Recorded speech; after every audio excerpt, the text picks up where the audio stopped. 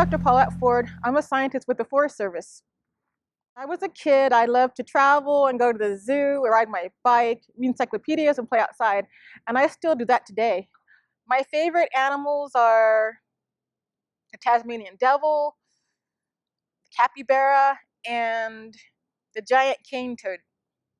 I really love the Tasmanian devil because when they growl, they sound all upset, but they're not really upset.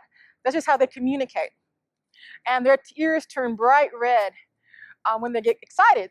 And so it's really kind of awesome. How cool is that? But the Tasmanian devil it is a keystone species in Tasmania, but the devil is now endangered. A keystone species is any species that has a big effect on its environment relative to its numbers. The ecosystem depends on them and would be changed greatly if they were not there. The idea stems from an arch. The centerpiece of an arch is called a keystone. If you remove the keystone, the entire arch falls apart. Similarly, when a keystone species is endangered, the entire ecosystem around it is at risk.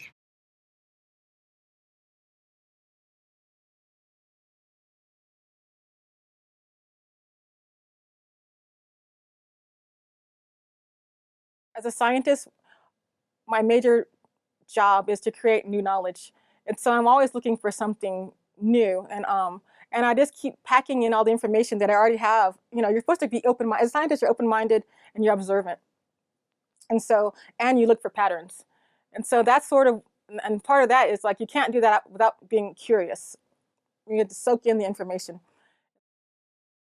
What makes me curious is how can I manipulate habitat to restore an endangered species and restore keystone species. The species I work with for my research are the black-footed ferret and the prairie dogs. I got interested in prairie dogs was I have a large-scale fire experiment out on the Kiowa National Grassland. And it's really huge. I do landscape scale experiments with fire to manipulate the landscape to see how fire impacts the different components of the shortgrass steppe, which is, so I was looking at the impacts on small mammals, arthropods, and vegetation and soil. Because people need to know how to use fire to restore the ecosystem to good condition. Originally, we did not start out to study prairie dogs. I was looking at other small mammals on the site. I was trapping them, including grasshopper mice and ground squirrels. But we noticed over the years that the composition of the small mammal community started changing. And that was when we noticed that prairie dogs are moving in, and they're moving in along the experimental treatments of fire versus the controlled plots. And so that's when we realized that, yeah, you know, you can actually use fire to move prairie dogs across the landscape for management purposes. And so we turned that into a part of the experiment. And so now we are trying to figure out how we can use prairie dogs, which are also keystone species, and large rodents like the capybara, which is really kind of cool. So prairie dogs are rodents, and they are keystone species because they provide habitat for at least 144 other species of animals with their burrows, including burrowing owls, kit foxes, lizards, snakes. Everything loves their burrows. And in fact, prairie dogs are also keystone species because they are the prey base or the major food source for the endangered black-footed ferret. So there we have the tie-in between the endangered species, Tasmanian devil, and the black-footed ferret, which is endangered. And the Tasmanian devil is also the keystone species, and the prairie dog is a keystone species in this habitat. So it all kind of ties together in a very interesting way. Let's take a minute to better understand Dr. Ford's research by looking at this cross-section of a prairie dog burrow. The prairie dog is a keystone species. That means that other species depend on it for food as well as its habitat.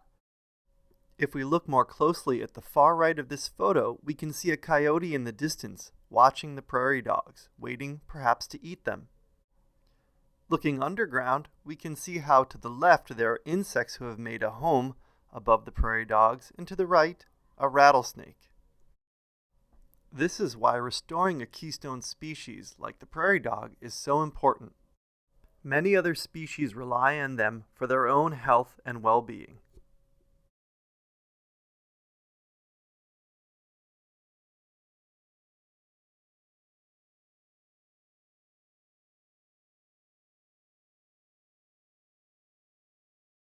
So what you need to really have is a good basic understanding of your subject. So if I was to look at prairie dogs, which I have, I would want to know their basic ecology. What do they eat? Where do they live? What's their distribution? How do they breed? Then that will let me know how they might respond to experimental manipulation. And so good background literature, good background information is what the kids would need to know before they can develop a question, because you can't just pull it, out of the air. You have to be informed about what you're studying.